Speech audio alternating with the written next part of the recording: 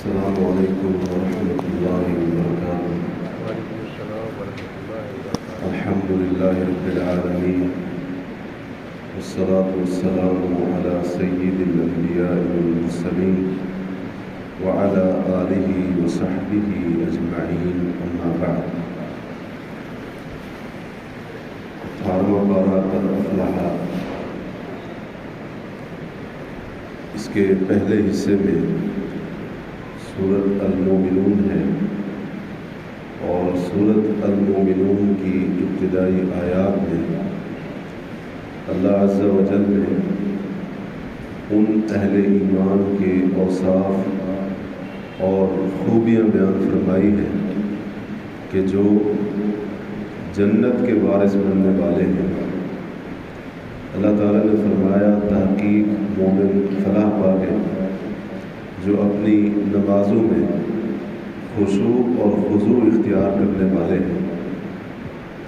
خشوع اور خضوع کا مطلب یہ ہے کہ بندہ ظاہری طور پر نماز میں نماز کے خلاف کوئی حرکت نہ کرے، کوئی کام نہ کرے، اور نماز اس طرح سے پڑھے کہ اس کا باطن، اس کا دل اللہ کی طرف متوجہ ہو، ساری توجہ اس کی نماز کی طرف ہو۔ اس کے ساتھ ہی اللہ تعالیٰ نے فرمایا اہل ایمان فلاح پانے والے وہ کہ جو لغویات سے بچتے ہیں، ہر قسم کے فضول کام اور فضول بات سے اپنے آپ کو بچاتے ہیں، زکوٰۃ ادا کرتے ہیں، یا ایک معنی یہ کیا گیا کہ تزکیہ نفس کا اہتمام کرتے ہیں، اپنی شرمگاہوں کی حفاظت کرتے ہیں اور اس کو حرام اور ناجائز کام کے اندر استعمال نہیں کرتے، امانتوں اور وعدوں کا خیال کرتے ہیں۔ ان کے بارے میں فرمایا گیا کہ نماز کی پابندی کرنے والے اور ان اوصاف کے مالک اور ان خوبیوں کے حامل یہ جنت کے وارث ہیں، اور اس جنت کے اندر یہ ہمیشہ ہمیشہ سے رہیں گے۔ اس کے بعد ان لوگوں کے اوپر جو اللہ تعالیٰ کے احسانات ہیں ان کا ذکر کیا گیا۔ ایک احسان لوگوں کو پیدا کرنا ہے، ایک احسان آسمان سے پانی کا برسانا اتارنا ہے اور اس کو لوگوں کے فائدے کے لیے جمع کر دینا اور باقی رکھنا ہے۔ جانوروں کی صورت میں لوگوں کے لیے فوائد موجود ہیں، اور بھی بہت ساری نعمتیں اللہ نے یہاں پر ذکر کی ہیں۔ حضرت نوح علیہ السلام اور پچھلی کچھ قوموں کا حوالہ بھی دیا کہ کس طرح سے ان قوموں نے اپنے پیغمبروں کو جھٹلایا۔ اس کے بعد آگے چل کر رسولوں کو اللہ تعالیٰ نے ایک جو خاص تعلیم دی تھی اس کا ذکر فرمایا، یا ایھا الرسل کلوا من الطیبات واعملوا صالحا، اے رسولو پاکیزہ اور حلال چیزوں میں سے کھاؤ اور نیک عمل کرو۔ اس سے پتہ چلا کہ نیک عمل کا حلال اور پاکیزہ کمائی کے ساتھ بڑا تعلق ہے۔ انسان اگر نیک بننا چاہتا ہے تو اس میں رزق حلال اور پاکیزہ کمائی اس کے لیے بہت زیادہ معاون ثابت ہوتی ہے۔ انسان کی جو کمائی ہے، اس کا جو رزق ہے، اس کا اثر ہوتا ہے بندے کے عمل کے اوپر۔ اس لیے بندہ ہمیشہ اپنے رزق اور روزی کو حلال کرے۔ جب حلال کھائے گا تو اللہ تعالیٰ اس کو عمل صالح کی توفیق عطا فرمائے گا، کیونکہ عبادت اور نیکی کے درمیان ایک بہت بڑی رکاوٹ حرام ہوتا ہے۔ ایک حدیث میں آتا ہے، نبی علیہ الصلوۃ والسلام نے فرمایا اتق المحارم تکن اعبد الناس، جتنی بھی حرام چیزیں، حرام کام ہیں، ان سے اپنے آپ کو بچا لو، آپ لوگوں میں سے اللہ تعالیٰ کے سب سے بڑے عبادت گزار بندے بن جاؤ گے۔ تو مطلب یہ ہے جتنا حرام سے بچیں گے اتنا عبادت کی توفیق ملے گی، جتنا حرام سے پرہیز ہوگا اتنا اللہ تعالیٰ کی طرف سے نیکی کی توفیق ملے گی۔ تو یہ رسولوں کو کہا جا رہا ہے کہ اے رسولوں کی جماعت، حلال اور پاکیزہ کھاؤ اور نیک اعمال کرو، بے شک تم جو بھی عمل کرتے ہو میں اس سے باخبر ہوں، اس کو دیکھنے والا ہوں۔ اس کے بعد اللہ تعالیٰ نے اپنے مومن بندوں کی کچھ صفات بیان کی ہیں، اور جن میں سے ایک صفت یہ بھی بیان کی کہ نیکی کے اندر وہ جلدی کرتے ہیں، اعمال صالحہ کے اندر وہ تاخیر نہیں کرتے ہیں۔ اللہ رب العالمین نے اپنی توحید کے دلائل ذکر کرتے ہوئے فرمایا، اگر ان سے پوچھو گے آسمان، زمین، یہ دیگر مخلوقات کس نے پیدا کی ہیں، تو یہ اللہ کے ساتھ شرک کرنے والے خود تمہیں اقرار کر کے بتائیں گے کہ ان سب چیزوں کا خالق اور مالک اللہ تبارک و تعالی ہے۔ تو اللہ تعالیٰ کو خالق بھی مانتے تھے، مالک بھی مانتے تھے، اور اسی طرح سے زمین و آسمان کی تخلیق کی نسبت اللہ ہی کی طرف کرتے تھے، لیکن پھر بھی اللہ کے ساتھ شرک کیا کرتے تھے۔ اس کے بعد اس پارے کے اندر دوسری جو صورت ہے وہ بڑی اہم صورت ہے، سورت نور۔ یہ صورت بہت سارے معاشرتی احکام اور مسائل کے اوپر مشتمل ہے۔ حقیقت بات یہ ہے کہ آج ہم مسلمانوں کو یہ سورت النور، اس کو پڑھ کر اور اس کو صحیح معنوں میں سمجھ کر اپنے اوپر، اپنے گھر کے ماحول کے اوپر اور اپنے معاشرے کے اوپر اس کو نافذ کرنے کی بڑی ضرورت ہے۔ بہت سارے معاشرتی مسائل ہیں کہ جن کا ذکر اس صورت کے اندر کیا گیا ہے۔ اس وقت جس ہم معاشرتی بگاڑ کا سامنا کر رہے ہیں، جتنی بھی معاشرتی برائیاں اور خرابیاں ہیں، یوں کہہ لیجئے ان تمام معاشرتی خرابیوں، برائیوں کا مؤثر اور پائیدار حل سورت النور کے اندر موجود ہے۔ اللہ تعالیٰ نے سورت کے شروع میں زانی مرد اور زانی عورت کی سزا کا بیان فرمایا ہے کہ ان کو تم کوڑے مارو۔ آج کچھ لوگ ایسے ہیں جو کہتے ہیں کہ اگر مرد عورت رضامندی کے ساتھ جسمانی تعلق قائم کر لیں تو یہ زنا نہیں ہے۔ کہتے ہیں زنا وہ ہوتا ہے جس کو زنا بالجبر کہا جاتا ہے، اگر رضامندی سے ایسا ہو تو یہ زنا نہیں ہوگا، جبکہ قرآن کریم نے ایسی کوئی تفریق نہیں کی ہے۔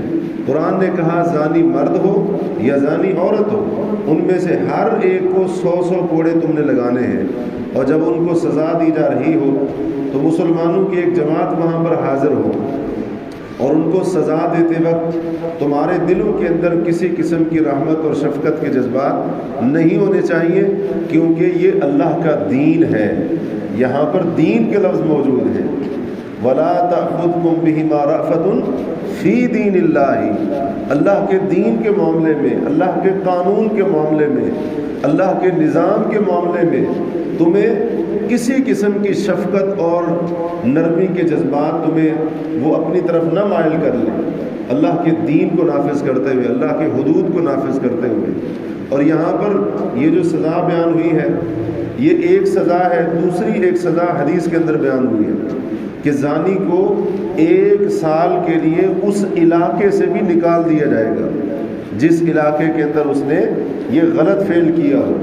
تو 2 سزائیں ہو گئیں، 100 کوڑے اور 1 سال کے لیے جلا وطن جس کو کرنا کہتے ہیں۔ یہ 2 سزائیں ہیں غیر شادی شدہ زانی کے لیے۔ اب شادی شدہ اگر ایسا کر لے، نکاح بھی ہے اس کا، مرد ہو یا عورت اگر ایسا کر لے تو اس کی سزا اسلام کے اندر اس قدر سنگین ہے کہ اسلام یہ کہتا ہے کہ شادی شدہ ہونے کے بعد اگر کوئی مرد یا عورت ایسا کر لے تو اس کو زندہ رہنے کا کوئی حق نہیں ہے۔ اسلام نے کہا کہ اس کو پتھر مار مار کر اس کو ہلاک کر دو۔ اس کے پاس حلال طریقہ موجود ہے اپنی خواہش کو پورا کرنے کا، پھر بھی وہ مرد یا عورت حرام طریقے سے اگر اپنی خواہش کو پورا کر رہے ہیں، اسلام نے اس لیے اس مرد یا عورت کے لیے یہ سنگین سزا تجویز کی ہے، کیونکہ یہ کھلی بغاوت ہے، یہ سرکشی ہے۔ جب ایک حلال راستہ اور طریقہ موجود ہے اس کو چھوڑ کر حرام کی طرف جانا، یہ ظاہر یہ بغاوت ہے۔ تو جتنی بڑی بغاوت ہے اور جتنی بڑی جسارت اور جرت ہے گناہ کے اوپر، اسی حساب سے اسلام نے سزا بھی اس کے اوپر سنگین رکھی ہے۔ یہ کوئی جیسے آج کل کہا جاتا ہے جی یہ وحشیانہ سزائیں ہیں، یہ تو بندے ہی سارے کے سارے پھر ان کو ختم کر دو۔ جیسے چور کی سزا کے بارے میں کہا جاتا ہے اگر چور کی سزا ہاتھ کاٹنا نافذ کر دیں معاشرے کے آدھے افراد، وہ تو ہاتھ کٹے ہوں گے۔ اس قسم کی باتیں یہ بڑی کمزور سی باتیں ہیں. ایک مسلمان اس قسم کی باتیں نہیں کر سکتا ہے. یہ اللہ کا دین ہے, یہ اللہ کا قانون ہے, اور جب جرم اتنا قبیح ہے اور برا ہے تو اسلام نے سزا بھی اسی حساب سے کڑی رکھی ہے تاکہ لوگوں کے اندر آئندہ یہ جرت نہ ہو.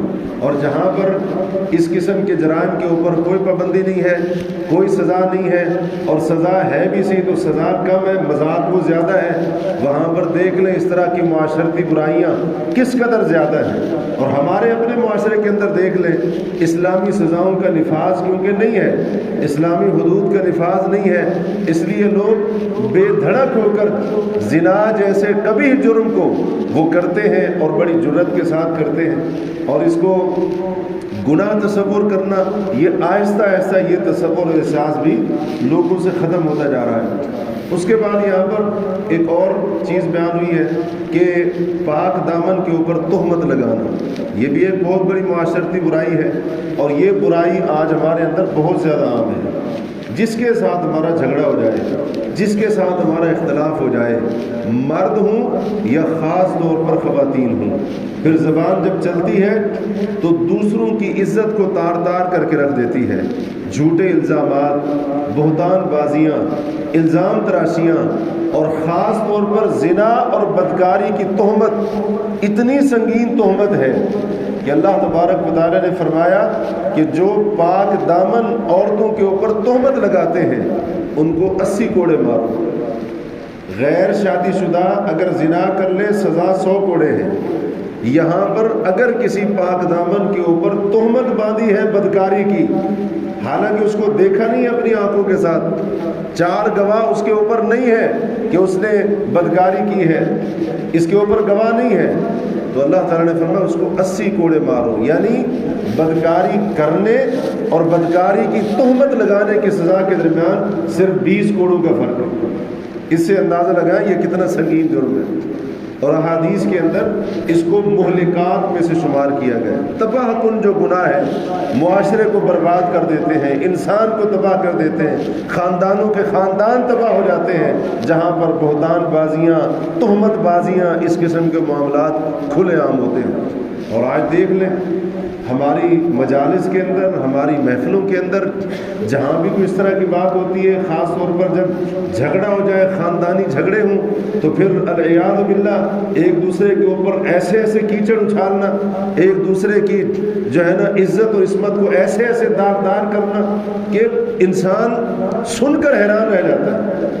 تعجب ہوتا ہے انسان کو کہ اس طرح کے غلیظ الزامات اور اس طرح کی بڑی بہتان بازیاں ایک مسلمان دوسرے مسلمان کے اوپر اس طرح سے کیچڑ اچھال سکتا ہے. یہ ایک مسلمان کے شأن شان نہیں ہے. بڑا سنگین جرم ہے, یہ بڑا سنگین جرم ہے. اور اگر آج, اور یہ بات بھی یاد رکھیں, اگر کوئی یہ سمجھے کہ اسلامی حدود تو ہے نہیں, اسلامی حدود کا نفاذ تو ہے نہیں, لہٰذا موجے مارو, بدکاری بھی کرو, تہمتیں بھی باندھو, جو کرنا ہے کرو. یہاں پر اگر حدود نہیں ہے قیامت کا دن تو ہے. یہاں پر حدود کا نفاذ نہیں ہے, قیامت کے دن اللہ تعالیٰ نے پکڑنا ہے وہاں پر. یہاں کی سزا قابل برداشت ہے, لیکن وہاں پر جو کچھ ہونے والا ہے وہ تصور سے بھی باہر ہے. تو اس لیے کوئی اس خوش فہمی میں نہ رہے اسلامی قانون نہیں ہے, اسلامی نظام نہیں ہے, لہٰذا اب ہم جیسے چاہیں جو چاہیں گناہ کرتے پھریں. ایک عدالت لگنے والی ہے قیامت کے دن, وہ احکم الحاکمین کی عدالت ہے. اور وہاں پر حالت یہ ہوگی یومئذ تعرضون لا تخفى منکم خافیہ. یہاں پر انسان چوری چھپے تعلقات بنا لے, اسی طرح سے چوری چھپے ناجائز دوستیاں بنا لے, یہاں پر چھپا سکتا ہے. فرمایا وہاں پر جب تم حاضر کیے جاؤ گے, پیش کیے جاؤ گے, لا تخفى منکم خافیہ, تم میں سے کوئی چیز تمہاری وہاں پر مخفی نہیں ہوگی. وہ دن ایسا ہے یوم تبلی السرائر, سارے راز کھول کر رکھ دیے جائیں گے, سارے راز فاش ہو جائیں گے. تو اس لیے انسان اس غلط فہمی کے اندر نہ رہے. اسلامی نظام نہیں ہے تو بندہ کہے کہ اب ہم موجے کرتے رہیں, جو مرضی کرتے رہیں. اس کے بعد اللہ تعالیٰ نے حضرت عائشہ صدیقہ رضی اللہ عنہ پر جب عبداللہ بن ابی رئیس المنافقین اور اس کے ہم نواؤں نے حضرت عائشہ صدیقہ کے اوپر بہتان بازی کی, کتنا بڑا بہتان، پیغمبر کے گھر والی کے بارے میں یہ جرت، اور وہ بھی ام المومنین سیدہ عائشہ صدیقہ، ابو بکر صدیق کی بیٹی اور ان کی دختر، ان کے اوپر الزام لگایا، بہتان باندھا۔ اللہ تبارک و تعالیٰ نے قرآن مجید کی یہاں پر سورہ نور کی 10 آیتیں سیدہ صدیقہ طاہرہ مطہرہ رضی اللہ عنہ کی برات اور ان کی پاک دامنی کے بارے میں نازل فرمائی۔ حضرت عائشہ فرمایا کرتی تھی کہ مجھے یہ لگتا تھا کہ نبی علیہ السلام کو خواب آئے گا، اللہ تعالیٰ میری برات آپ کو دکھا دے گا، حضرت جبریل کو اللہ تعالیٰ بھیج کر بتا دے گا کہ آپ کی بیوی پاک دامن ہے، لیکن کہتی ہے مجھے یہ یقین نہیں تھا کہ اللہ تبارک و تعالیٰ میرے بارے میں قرآن کی آیتیں نازل فرما دے گا اور وہ قرآن کی آیتیں قیامت تک پڑھی جاتی رہے گی۔ یہ حضرت عائشہ صدیقہ کی شان ہے، ام المومنین سیدہ عائشہ صدیقہ طاہرہ مطہرہ طیبہ رضی اللہ عنہ۔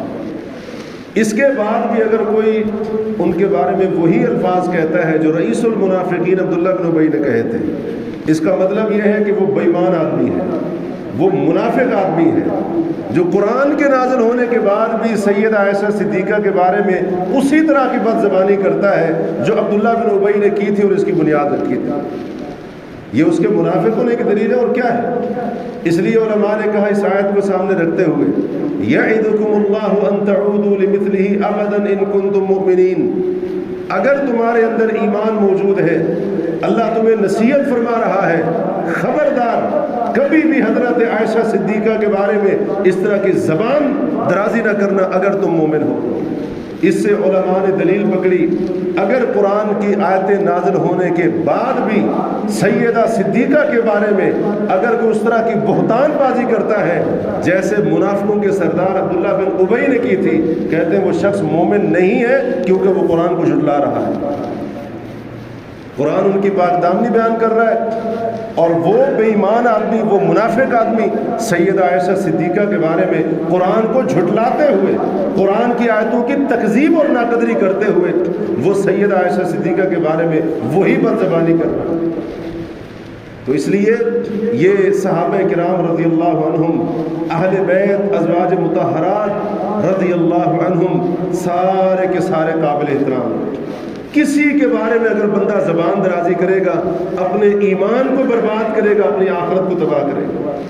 اہل بیت ہوں وہ بھی قابل احترام ہے، نبی علیہ السلام کی ازواج مطہرات ہوں بلا استثناء ساری کی ساری آپ کی ازواج مومنین کی مائیں ہیں اور اسی طرح سے اہل ایمان کے لیے قابل احترام ہیں، اور ان کے علاوہ جتنے بھی رسول اللہ کے اصحاب ہیں سارے کے سارے قابل احترام ہیں، قابل ادب ہیں، سب کا احترام بھی واجب ہے، سب کے ساتھ محبت کرنا بھی واجب ہے اور ہم اس کو ایمان کا حصہ سمجھتے ہیں کیونکہ قرآن میں یہی تعلیم دیتا ہے، نبی علیہ السلام کی احادیث یہی تعلیم دیتی ہیں۔ اس کے بعد اللہ تعالیٰ نے سورۃ نور کے اندر اجازت کے آداب اور مسائل ذکر کیے ہیں۔ دو طرح کے مسائل ذکر کیے ہیں، ایک تو اجازت یعنی اپنے گھر سے باہر کسی اور کے گھر میں جانا ہو تو اجازت وہاں پر لے کر داخل ہو جاؤ، اگر تمہیں کہا جائے کہ تم واپس چلے جاؤ تو اللہ تعالیٰ نے فرمایا تم واپس چلے جاؤ، یہی تمہاری پاکیزگی کا ذریعہ ہے۔ تو اس سے پتہ چلا اگر بندہ کسی کے گھر جاتا ہے، دروازہ کھٹکھٹایا، بیل بجائی اور وہاں پر کسی بچے نے، خاتون نے کہہ دیا گھر کا جو بندہ ہے جس سے آپ ملنا چاہتے ہیں وہ ابھی نہیں، آپ چلے جائیں، تو خواہ مخواہ کی حیل حجت کرنا اور آگے جان بوجھ کر بات کو بڑھانا یہ بالکل مناسب نہیں ہے۔ اللہ نے فرمایا جب کہا گیا چلے جاؤ تو مطلب چلے جاؤ، مزید اب وہاں پر کھڑے رہنا، وہاں پر جان بوجھ کر بات کو بڑھانے کی کوشش کرنا یہ بندے کے ایمان کے لیے کے حساب سے مناسب نہیں ہے اور اخلاقی طور پر بھی یہ اس کے لیے مناسب نہیں ہے۔ دوسری چیز اللہ نے یہاں پر ذکر کی ہے سورۃ نور کے اندر اجازت کے آداب کے تعلق سے، وہ ہے گھر کے اندر۔ اللہ نے فرمایا نابالغ بچے بھی تمہارے پاس تمہارے اپنے گھروں کے اندر 3 پردے کے اوقات کے اندر اجازت لے کر آئیں، فجر کی نماز سے پہلے، دوپہر کے وقت اور عشاء کی نماز کے بعد۔ یہ 3 ایسے اوقات ہوتے ہیں جو پردے کے اوقات ہوتے ہیں۔ تو گھر کے اندر اللہ تعالیٰ نے فرمایا بچے ان کو تم سکھاؤ، وہ تمہارے نابالغ بچے کیوں نہ ہوں وہ اجازت لے کر آئیں۔ کیونکہ ہو سکتا ہے بچہ بے خبری کے اندر آ جائے اور جو بڑے ہوں وہ قابل اعتراض حالت کے اندر ہوں، تو لہٰذا یہ چیز بھی اللہ تعالیٰ نے یہاں پر سکھائی ہے۔ دیکھیں معاشرتی احکام کے تعلق سے اللہ تعالیٰ نے کس قدر گہرائی کے ساتھ ہمیں تعلیم دی ہے۔ وجہ کیا ہے اس کی وجہ یہ ہے کہ اللہ تبارک و تعالیٰ نے یہ تعلیمات اس لیے دی ہے تاکہ مسلمانوں کا معاشرہ ایک مستحکم معاشرہ بنے، ایک مثالی معاشرہ بنے، بہترین معاشرہ بنے۔ اس کے ساتھ ساتھ اللہ تعالیٰ نے مسلمانوں کو وہ احکام دیے ہیں، خاص طور پر خواتین کو پردے کے تعلق سے۔ اس سے پہلے اللہ نے ایک بات کہی ہے، مردوں کو بھی عورتوں کو بھی، مومنوں کو کہو اپنی نگاہوں کو پست رکھیں، شرمگاہوں کی حفاظت کریں۔ مومن عورتوں سے کہہ دیں وہ بھی اپنی نگاہوں کو پست رکھیں، شرمگاہوں کی حفاظت کریں۔ اس سے دو باتیں سمجھ آئیں۔ پہلی بات، شرمگاہ کی حفاظت نگاہ کی حفاظت کے بغیر ممکن نہیں ہے۔ سارے فتنوں کی جڑ نظر کی خرابی ہے۔ نظر جب غلط استعمال ہوتی ہے تو پھر آگے معاملات بڑھتے ہیں۔ نظر کی حفاظت بڑی ضروری ہے، خاص طور پر آج کے دور کے اندر۔ کئی لوگ کہتے ہیں کہ دیکھنے سے کیا ہوتا ہے، دیکھنے سے بہت کچھ ہوتا ہے۔ یہ بد نظری، نظر کا ادھر ادھر بھٹکنا، یہ بہت بڑا فتنہ ہے، اور سارے کا سارا شر اس کی بنیاد یہی ہے۔ دوسری بات یہاں سے یہ سمجھ آئی کہ پردے کا اللہ نے جو حکم دیا ہے وہ اپنی جگہ پر مسلم ہے، لیکن پردہ اس کا بنیادی مقصد کیا ہے؟ وہ نظروں کی حفاظت ہے۔ بعض لوگ کہتے ہیں جی نظر کے اندر حیا ہونا چاہیے، پردہ کرنے کی ضرورت نہیں ہے۔ اللہ نے نظروں کے اندر حیا پیدا کرنے کا بھی حکم دیا اور عورتوں کو بھی پردہ کرنے کا حکم دیا ہے۔ آج عجیب و غریب باتیں ہونی شروع ہو گئی ہیں۔ پردہ ہم سے کیوں کرواتے ہو؟ بعض عورتوں نے نعرے لگانے شروع کر دیے۔ مرد کو چاہیے اپنی آنکھوں کے اوپر کپڑا ڈال کر آئے، اپنی آنکھیں جو ہے نا بند کر کے آئے، اپنی آنکھوں کے اوپر دوپٹہ باندھ کر آئے، ہم سر کے اوپر دوپٹہ نہیں لیں گے۔ یہ قرآنی احکامات کے ساتھ کھلی بغاوت ہے۔ اللہ تعالیٰ نے تو فرمایا، اے نبی علیہ الصلوۃ والسلام مومن عورتوں سے کہہ دیجئے کہ یہ اپنی زیب و زینت کو ظاہر نہ کیا کریں، زیب و زینت کو ظاہر نہ کیا کریں۔ عورت کا جسم پورے کا پورا یہ اس کی زینت ہے، غیر محرم کے سامنے اس کو ظاہر کرنے کی اجازت نہیں ہے، اور یہ پردہ اللہ کا حکم ہے۔ پردہ مسلمان عورت کے اوپر واجب ہے۔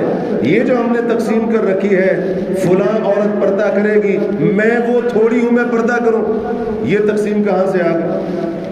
اے مسلمان خاتون، اگر تیرا قرآن کے اوپر ایمان ہے، اگر تو ایمان کا دعویٰ کرتی ہے تو پردہ تیرے اوپر واجب ہے۔ اللہ نے حکم دیا ہے۔ اللہ تعالیٰ نے فرمایا کہ اپنے گریبانوں کے اوپر دوپٹے ڈالیں، چادریں ڈالیں۔ اللہ تعالیٰ نے یہاں تک حکم دیا ہے کہ جب گھر سے باہر نکلے تو اپنے جو پاؤں ہیں زمین کے اوپر زور سے مار کر نہ چلے، کہ غیر محرم پاؤں زمین کے اوپر پاؤں مار کر چلنے کی وجہ سے ان کی طرف متوجہ ہو جائے۔ اچھا، پاؤں مارنے کی اجازت نہیں ہے، خوشبو لگا کر جانے کی اجازت ہے۔ خوشبو لگا کر جو عورت نکلتی ہے، بے شک وہ مکمل پردے میں کیوں نہ ہو، وہ پردے کے آداب کے خلاف کر رہی ہے، اور نبی علیہ الصلوۃ والسلام نے ایسی عورت کو زانیہ قرار دیا۔ صحیح حدیث کے اندر یہ لفظ ہے، فرمایا جو عورت اس لیے خوشبو لگا کر نکلتی ہے تاکہ غیر محرم اس کی خوشبو کو پائیں، آپ نے فرمایا وہ بدکار عورت ہے۔ یہ بدکار عورت کی نشانی ہے، یہ نبی علیہ الصلوۃ والسلام نے فرمایا ہے۔ تو یہ پردے کے کچھ آداب بھی ہیں۔ اسی طریقے سے پردے کے اندر کوئی ایسا معاملہ کرنا کہ غیر محرم متوجہ ہوں، وہ بھی جائز نہیں ہوگا۔ اور اسی طرح سے پردے کا جو برقع ہے اوپر سے، وہ اتنا خوبصورت اور غیر محرم کو متوجہ کر رہا ہو، یہ بھی جائز نہیں ہوگا۔ اور یہاں پر ایک بات اور بھی کرتے چلیں، وہ یہ کہ آج کل ویسے تو پردے کے معاملے میں بڑی کوتاہیاں ہیں۔ بعض خواتین جو پردہ کرنے کی کوشش کرتی ہیں، بڑی اچھی بات ہے، بڑی اچھی کوشش ہے، ان کو چاہیے کہ اپنے پردے کی اصلاح بھی کریں۔ یہ تو پردہ نہیں ہے کہ آدھا چہرہ کھلا ہو، آدھا چہرہ جو ہے نا اس کو چھپا رکھا ہے۔ اور یہ ماسک کی مصیبت جب سے آئی ہے، عورتوں نے ماسک پہن کر باہر نکلنا شروع کر دیا۔ اس سے جتنی بے پردگی ہو رہی ہے شاید اس سے پہلے نہ ہوتی۔ وہ پتلا سا باریک سا ماسک ہوتا ہے، اس کا پہننا نہ پہننا تقریباً بعض دفعہ برابر ہو جاتا ہے، سائڈوں سے چہرہ کھلا رہ جاتا ہے۔ تو یہ ماسک وغیرہ چھوڑ دیں۔ پردہ جب عورت نے کرنا ہے تو پورے چہرے کو چھپانا ضروری ہے، صرف ایک آنکھ یا دو آنکھ راستہ دیکھنے کے لیے وہ اس میں سے نکالنے کی اجازت ہے بس، باقی اس کے آئی برو ہے اور اسی طرح سے اس کے چہرے کے باقی جو اجزاء اور حصے ہیں وہ سارے کے سارے اس کے لیے چھپانے ضروری ہیں، یہ جا کر پردہ ہوگا۔ اور جو پردے کے لیے جو برقع لیا گیا ہے وہ مکمل جسم کو ڈھانپنے والا ہو اور وہ کھلا ہو، برقع کھلا ہو، تنگ اور ٹائٹ نہ ہو کہ جس سے جسم کا نشیب و فراز واضح ہو رہا ہو، اتنا باریک بھی نہ ہو کہ اندر سے اس کی خوبصورتی اور کپڑے ظاہر ہو رہے ہیں۔ یہ پردے کے آداب ہیں، پردہ کریں بڑی اچھی بات ہے، لیکن پردے کی اصلاح کی بھی ضرورت ہے۔ ایسا نہ ہو کہ پردے کی جو چادر ہے یا پردے کا جو برقع ہے اس کو مزید پردے کی ضرورت پڑ جائے، پردہ اس طرح کا نہ ہو۔ اور یہ جو چادروں کا رواج ہمارے یہاں چل پڑا ہے کہ خواتین جو ہے نا چادر لے کر جو ہے نا نکل پڑتی ہیں، اس سے آدھا ادھورا پردہ ہوتا ہے اور اسی طرح سے جسم کے بعض اعضاء نمایاں ہوتے ہیں، تو یہ آدھا ادھورا پردہ نہیں، پردہ کرنا ہے، مکمل پردہ کریں، اللہ کا حکم ہے۔ جو اللہ کی بندی اس پردے کے اوپر صبر کرے گی اللہ تبارک و تعالیٰ اس کے اجر کو ضائع نہیں کرے گا۔ اور یاد رکھیں یہ وہی آیات ہیں، یہ وہی آیات ہیں جب یہ آیتیں نازل ہوئی نا وَلْيَضْرِبْنَ بِخُمُرِهِنَّ عَلَىٰ جُيُوبِهِنَّ، صحابیات نے یہ آیتیں سنی، رات جاگتی رہیں، بڑی اپنی چادروں سے وہ انہوں نے دوپٹے کاٹے، اپنی چھوٹی چادریں بنائیں، جب صبح کی نماز کے اندر اللہ کے رسول کے پیچھے حاضر ہوتی ہیں جماعت کے اندر، ساری کی ساری صحابیات نے چادریں اور پردے دوپٹے اوڑھے ہوئے تھے۔ اور صحابہ کرام رضی اللہ عنہ جب یہ آیتیں نازل ہوئی تو صحابہ کرام نے یہ آیتیں سن کر اپنے گھر کی عورتوں کو جا کر سنائیں، یہی آیتیں تھیں۔ اب ہمارے لیے کوئی دوسری آیتیں نازل نہیں ہونی، یہی آیات تھیں، عورتوں نے سنی، خواتین نے سنی، پردے کر لیے، اور کبھی ان کا پردہ اترا ہو مجال ہے اس کی، یہی آیات تھی، صحابہ کرام نے مردوں نے سنی، اپنے گھر کی خواتین کو جا کر، بیوی بہن بیٹی ماں کو جا کر آیتیں سنائی اور مسئلہ سمجھایا، پردے کا حکم نازل ہو گیا ہے، اب آپ نے بے پردہ ہو کر نہیں نکلنا ہے، یہی آیتیں تھیں۔ یہ آیتیں ہمارے لیے بھی ہیں، یہ حکم ہمارے لیے بھی ہے۔ بعض لوگ کہتے ہیں 21ویں صدی میں پردہ کیسے کریں گے، 21ویں صدی کیا 50ویں صدی آ جائے قرآن کا حکم پھر بھی باقی ہے، پردہ آج بھی ہو۔ اور اگر دنیا کے سارے مرد اندھے ہو جائیں، کئی لوگ کہتے ہیں نا نظر کے اندر حیا ہونا چاہیے، فلاں کی نظر میں، اور بعض عورتیں کہتی ہیں فلاں مرد کی نظر میں مجھے اپنے بارے میں کوئی غلط نظر نہیں آتا ہے لہٰذا میں اس سے پردہ کیوں کروں۔ یاد رکھیں ساری دنیا کے مرد اگر اندھے ہو جائیں پھر بھی مسلمان عورت کے اوپر پردہ کرنا واجب ہے، کیونکہ نبی کی بیویوں نے پردہ کیا ہے، نبی کی بیٹیوں نے پردہ کیا ہے، نبی کی صحابیات نے پردہ کیا ہے، اور پردہ بھی کس سے کیا ہے؟ ابو بکر عمر سے کیا ہے۔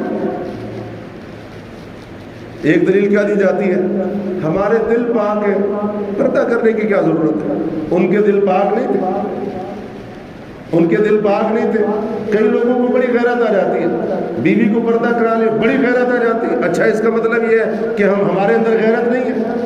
بھائی ان کے اندر غیرت نہیں تھی۔ یہ اس قسم کی کمزور دلیلیں یہ بندہ اپنے پاس رکھے، اللہ کا حکم آ گیا، مسئلے کو سمجھے اور اس حکم کو بھی نافذ ہونا چاہیے، اور بہت ساری خرابیاں اس سے ختم ہوں گی، بہت سارے معاملات حل ہوں گے۔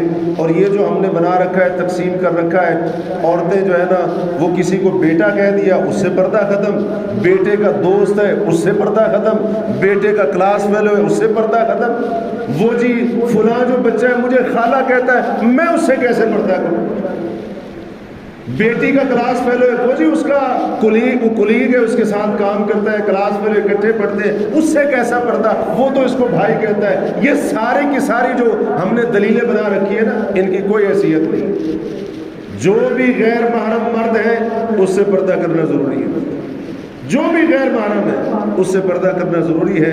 یہ کسی کو بیٹا کہہ دیا، کسی کو بھائی کہہ دیا، کسی کو بھانجا کہہ دیا، کسی کو بھتیجا کہہ دیا، اور اب ایک اور مصیبت آ گئی ہے، یہ کون ہے جی؟ یہ فیملی فرینڈ ہے۔ فیملی فرینڈ کیا ہوتا ہے؟ فیملی فرینڈ ہے، اب وہ گھومتا رہے گا پورے گھر کے اندر، گھر کی عورتیں پردہ ہی نہیں کر رہی، اور پردے سے تو ویسے آگے بہت سارے معاملات ہیں، اللہ تعالیٰ معاف فرمائے۔ تو ان معاملات کی اصلاح کی طرف توجہ دینے کی ضرورت ہے۔ بات تھوڑی سی لمبی ہوگی لیکن مسئلہ بڑا عام ہے۔ جس چیز کی طرف توجہ دلانے کی کوشش کر رہا ہوں اس چیز کی طرف توجہ کریں، اور جہاں جہاں پر کمی ہے ہم سب کی ذمہ داری ہے اس کمی کو پورا کریں۔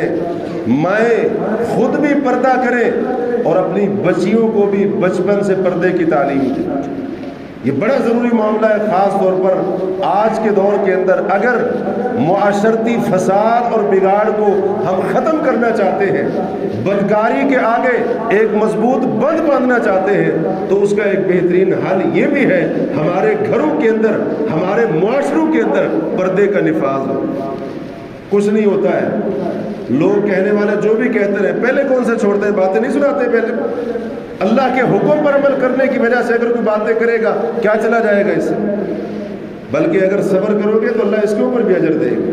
کچھ نہیں ہوتا ہے، فلاں کیا کہے گا، کیا ہوگا، فلاں ناراض ہو جائیں گے، کہتے ہیں جی اگر کزنوں سے پردہ کروائیں وہ برادری توڑ لیں گے، توڑنے دو ان کو، اللہ کا حکم ضائع ہو جائے اس کی کوئی پرواہ نہیں۔ برادری کی زیادہ پرواہ پڑی ہے، برادری والے بالآخر آ کر بات ان کو سمجھ آ جاتی ہے۔ ایسے واقعات موجود ہیں ہمارے سامنے، بس ڈٹ کر کھڑے رہنے کی ضرورت ہے، ڈٹ کر کھڑے رہنے کی ضرورت ہے۔ اللہ تعالیٰ کے اس حکم کو نافذ کرنے کی ضرورت ہے، بہت زیادہ ضروری ہے۔ باتیں اور بھی بہت ساری تھیں، بہرحال اسی میں تھوڑا سا وقت لگ گیا۔ اللہ تعالیٰ سے دعا ہے اللہ رب العالمین ہمیں ان باتوں کو سمجھنے کی توفیق عطا فرمائے، اور اس حوالے سے جو قابل اصلاح پہلو ہیں اللہ تعالیٰ ہمیں ان کی اصلاح کرنے کی توفیق عطا فرمائے۔ وباللہ التوفیق، اقول قولی ھذا واستغفر اللہ لی ولکم۔